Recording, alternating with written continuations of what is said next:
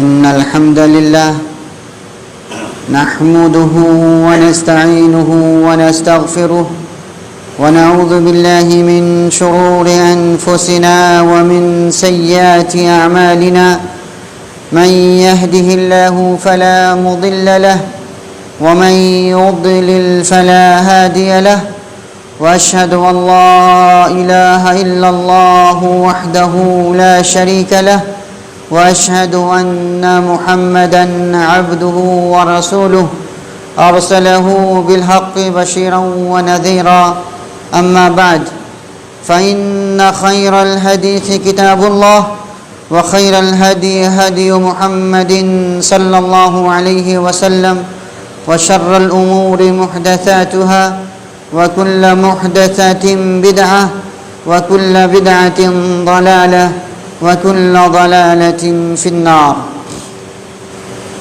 أعوذ بالله من الشيطان الرجيم.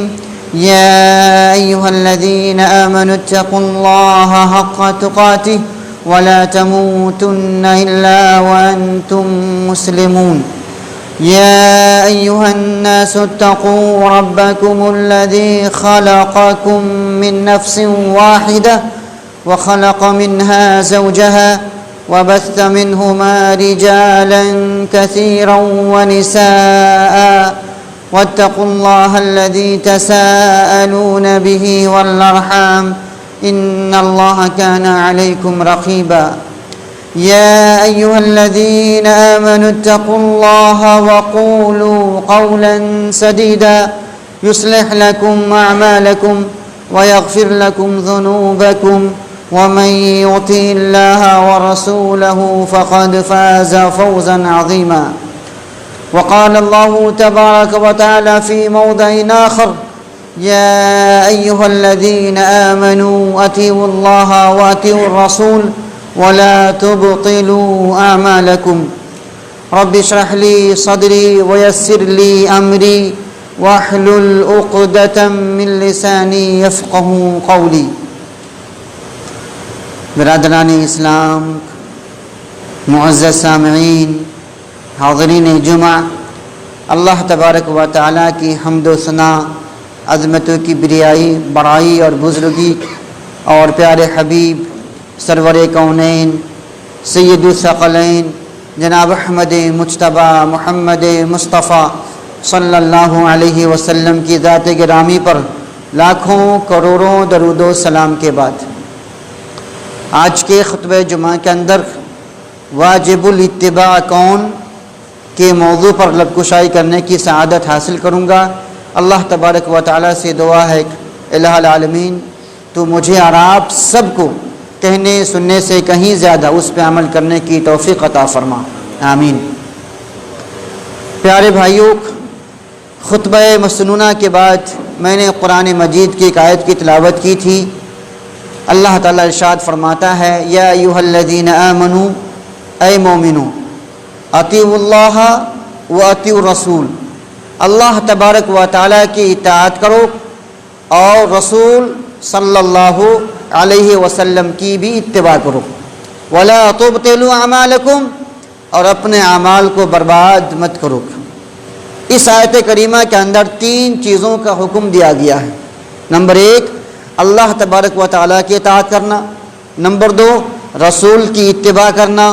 اور نمبر 3، ان دونوں میں سے کسی ایک کی خلاف ورزی کر کے اپنے اعمال کو برباد مت کرنا.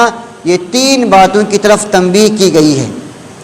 اس سے سمجھ میں آتا ہے کہ واجب الاتباع کون ہے؟ وہ پیارے نبی محمد الرسول اللہ صلی اللہ علیہ وسلم کی ذات مبارکہ ہے.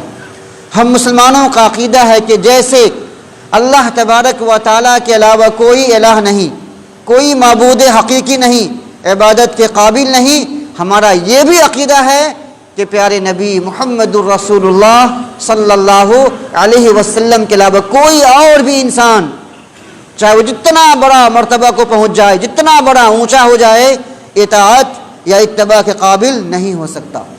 یعنی جس طرح سے اللہ تبارک و تعالیٰ کی عبادت کی جاتی ہے اور اللہ تبارک و تعالیٰ کی عبادت میں اگر آپ کسی کو شریک کرتے ہیں تو یہ شرک ہوتا ہے. اسی طرح سے رسول کی اتباع بھی ہم پر لازم ہے، اور جو کام رسول سے متعلق ہیں اگر آپ ان چیزوں میں کسی نبی کو، کسی ولی کو، یا کسی فرشتے کو، یا کسی انسان کو اگر آپ شریک کرتے ہیں تو یہ شرک فی الرسالہ ہے۔ اللہ تعالیٰ نے ہم مسلمانوں کو حکم دیا ہے کہ ہم زندگی کے تمام شعبے کے اندر، اختلافات کے اندر، معاملات کے اندر، شادی بیاہ کے اندر، جو بھی معاملہ ہے اپنے پیارے نبی محمد الرسول اللہ صلی اللہ علیہ وسلم کے حکم کی تعمیل کرنی ہے، اور قرآن میں اس کی صراحت موجود ہے۔ اللہ تعالیٰ فرماتا ہے فَلَا وَرَبِّكَ لَا يُؤْمِنُونَ، قسم ہے تیرے رب کی، یہ لوگ اس وقت تک مومن نہیں ہو سکتے حَتَّى يُحَكِّمُوكَ فِي مَا شَجَرَ بَيْنَهُمْ، جب تک کہ یہ لوگ اپنے آپسی اختلافات میں آپ کو فیصل اور جج تسلیم نہ کریں۔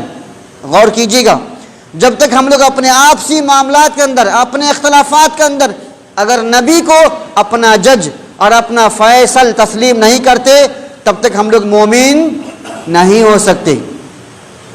وہی نہیں بلکہ اللہ مزید فرماتا ہے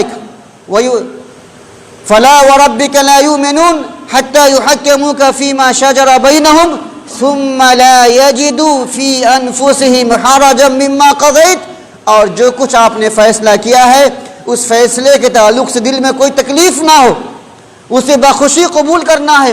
وَيُسَلِّمُوا تَسْلِيمًا، اور مکمل طور سے جب تک آپ کو تسلیم نہ کر لیں مومن نہیں ہو سکتے۔ اس آیت کریمہ کے اندر اس بات کی صراحت موجود ہے کہ مسلمانوں پر لازم ہے کہ زندگی کے سارے معاملات کے اندر میں پیارے نبی محمد الرسول اللہ صلی اللہ علیہ وسلم سے فیصلہ کروائیں۔ اب سوال ہے کہ آپ تو موجود نہیں ہیں، آپ تو زندہ نہیں ہیں۔ ہاں، نبی دنیا میں موجود نہیں ہے لیکن نبی کی سنت زندہ ہے، نبی کا دین محفوظ ہے، نبی کا طریقہ موجود ہے، اس میں کوئی تبدیلی نہیں، مکمل ویسی موجود آج بھی ہے جس طرح سے اللہ تعالیٰ نے آپ صلی اللہ علیہ وسلم پہ اتارا تھا۔ لہذا ہمیں چاہیے کہ جب بھی کوئی اختلاف ہو، جب بھی کوئی معاملہ ہو تو ہم اپنے اختلافات کو قرآن اور حدیث پر پیش کریں۔ قرآن و حدیث سے جس کی بات کی تائید ہوگی اسے لے لیا جائے گا، جس کی بات کی تائید نہیں ہوگی اسے چھوڑ دیا جائے گا۔ لیکن قرآن و حدیث کے ہوتے ہوئے کسی امام یا مفتی یا فقیہ یا کسی اور کی بات کو اگر مقدم کرتے ہیں تو یہ شرک فی الرسالہ ہے اور یہ گمراہی کا راستہ ہے اور جو ایک مسلمان کو زیب نہیں دیتا۔ اب سوال پیدا ہوتا ہے کیا صحابہ کرام کے مابین اختلاف ہوتا تھا یا نہیں؟ جواب ہاں ہوتا تھا۔ صحابہ کرام کے بیچ میں بھی کچھ باتوں میں اختلاف ہوا کرتا تھا، پھر وہ لوگ فیصلہ کرتے کیسے کرتے تھے؟ وہ لوگ اپنے فیصلے کو پیارے نبی محمد الرسول اللہ صلی اللہ علیہ وسلم کے سامنے پیش کرتے تھے۔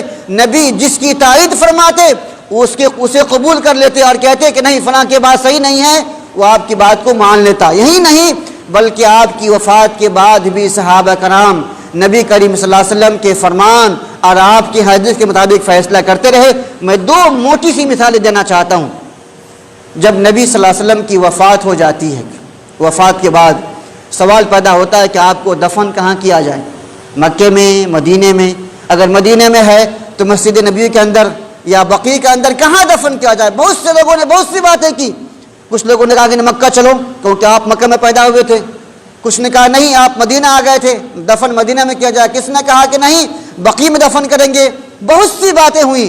ایک صحابی نے عرض کیا کہ میں نے نبی کریم صلی اللہ علیہ وسلم کو فرماتے ہوئے سنا ہے کہ نبی کو جہاں پہ موت آتی ہے، یعنی جس جگہ پہ ان کی روح قبض کی جاتی ہے وہ اللہ تبارک و تعالیٰ کے پیارے ہوتے ہیں، نبی کو اسی جگہ پہ دفن کیا جائے گا۔ دیکھیے یہ حدیث کس نے پیش کیا تھا؟ ابو بکر صدیق رضی اللہ تعالیٰ عنہ نے پیش کیا، اور جیسے حدیث پیش کیا گیا سب اختلاف ختم اور کہا گیا کہ آپ کے جسم مبارک کو تھوڑا سا سائڈ کیا جائے، ہم وہیں پر قبر کھودیں گے اور وہیں پہ آپ کو دفن کیا جائے گا۔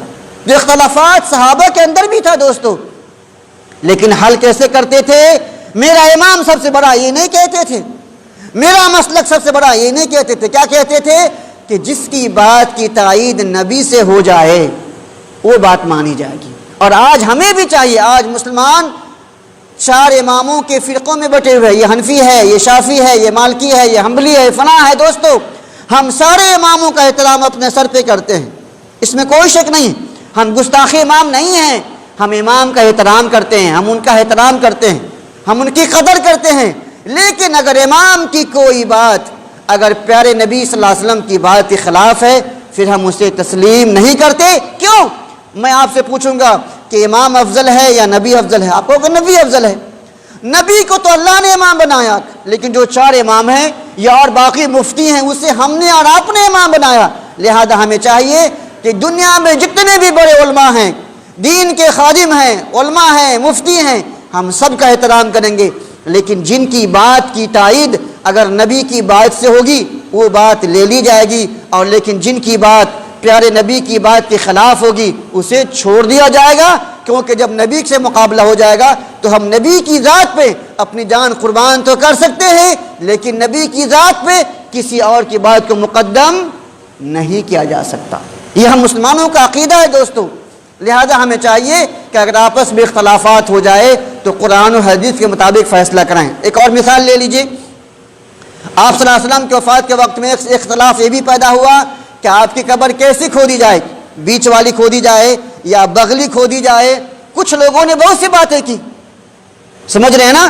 تو الغرض جس کے سامنے جب حدیث پیش کی گئی تو وہی اسی چیز کو قبول کیا گیا، اسے تسلیم کر لیا گیا اور دوسری رائے کو چھوڑ دیا گیا۔ خلاصہ کلام یہ کہ اگر ہم مسلمانوں میں اختلاف ہو جائے تو ہمیں چاہیے کہ اپنی بات کو قرآن و حدیث پہ پیش کریں، اور جن کی بات کی تائید قرآن و حدیث سے ہو جائے اسے لے لینا ہے، اور جس کی تائید نہ ہو اسے چھوڑ دینا ہے۔ اور اس کی تائید قرآن میں بھی موجود ہے، اللہ فرماتا ہے فَإِن تَنَازَعْتُمْ فِي شَيْءٍ فَرُدُّوهُ إِلَى اللَّهِ وَالرَّسُولِ۔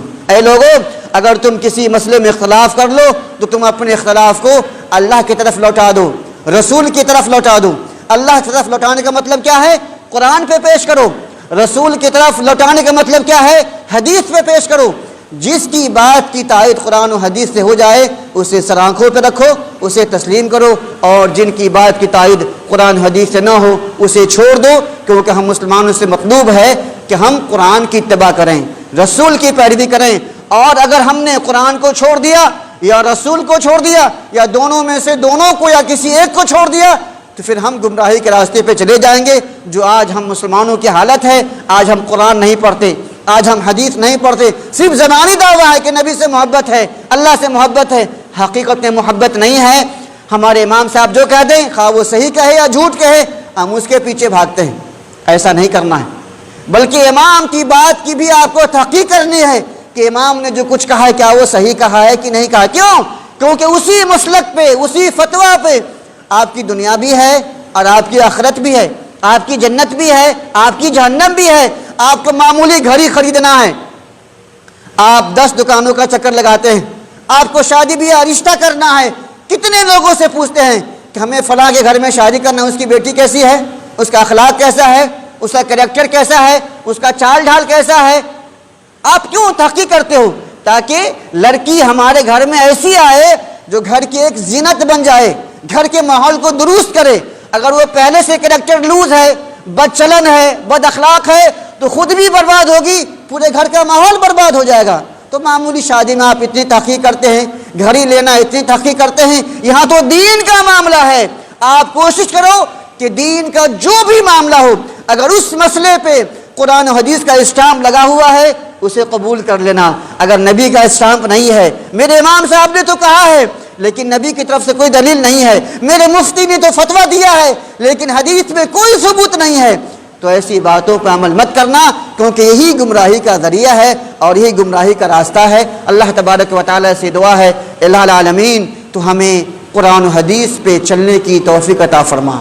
ہمارے اماموں کی وہ باتیں جو قرآن و حدیث کے مطابق ہے اسے لینے کی، اور وہ باتیں کیونکہ وہ انسان ہیں، ان سے غلطیاں بھی ہو سکتی ہیں، نہ بھی ہو سکتی ہیں، ان کی وہ باتیں جو قرآن و حدیث کے خلاف ہے ان چیزوں کو چھوڑنے اور اس سے توبہ کرنے کی توفیق عطا فرما۔ آمین۔ واقول قولی ھذا واستغفر اللہ لی ولکم ولسائر المسلمین فاستغفروہ انہ ھو الغفور الرحیم۔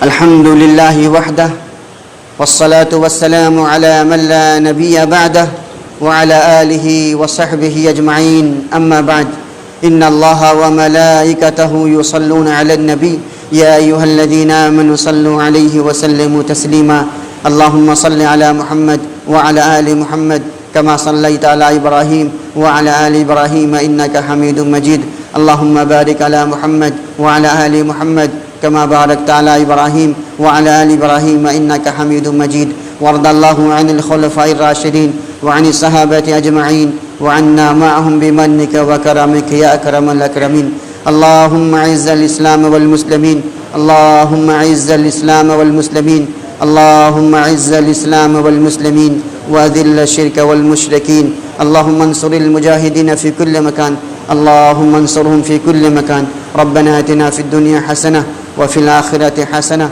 وقنا عذاب النار عباد الله رحمكم الله إن الله يأمر بالعدل والإحسان وإيتاء ذي القربى وينهى عن الفحشاء والمنكر والبغي يعظكم لعلكم تذكرون اذكروا الله يذكركم وادعوه يستجيب لكم ولذكر الله تعالى أولى وجل وهم وأكبر